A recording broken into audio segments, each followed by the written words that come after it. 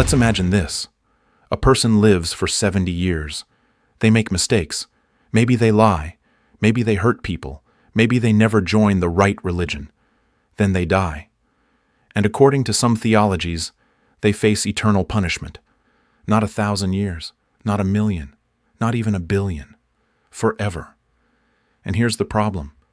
How does that fit with the idea of a perfectly loving and perfectly just God? Justice, in any human sense, is proportional. We don't sentence a pickpocket to life without parole. We don't execute someone for parking violations. The punishment is supposed to fit the crime.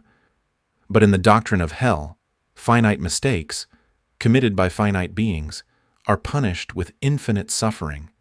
That's not proportional. That's infinite vengeance. Now, believers sometimes answer, well, rejecting God is an infinite offense, so it deserves infinite punishment. But that just raises more questions. Why is the punishment so much worse than the crime? And if God is all-knowing, wouldn't he understand exactly why someone doubted him or followed a different faith?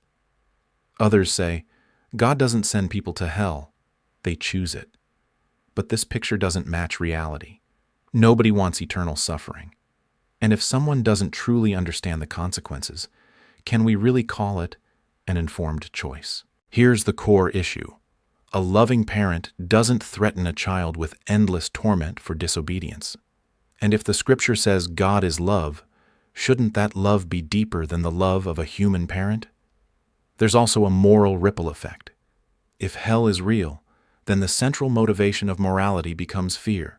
Fear of punishment, not compassion, not empathy, not goodness for its own sake. And fear-driven morality is shallow. It disappears when the threat does.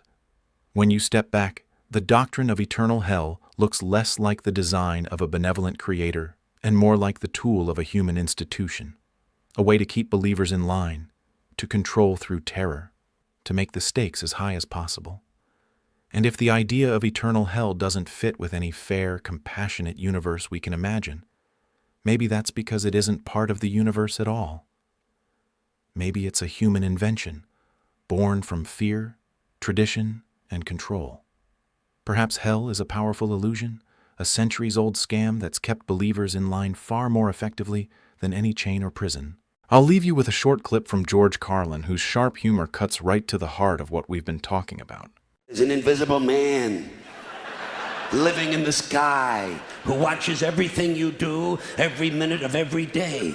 And the invisible man has a special list of 10 things he does not want you to do. And if you do any of these 10 things, he has a special place full of fire and smoke and burning and torture and anguish where he will send you to live and suffer and burn and choke and scream and cry forever and ever till the end of time. But he loves you. Thank you for watching. I will see you next time.